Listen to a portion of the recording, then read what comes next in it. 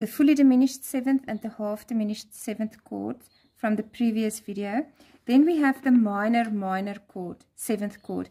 You can see there's quite a lot of them. Obviously the triad is a minor. You can see M, M, M, M, small m, small m, small m, m, small m, small double m. So there's quite a lot of them.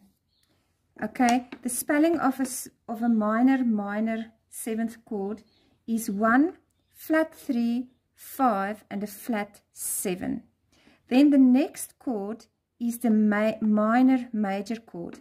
Small m, big M, small m, big M, small m, big M. So, small m, big M, there's one.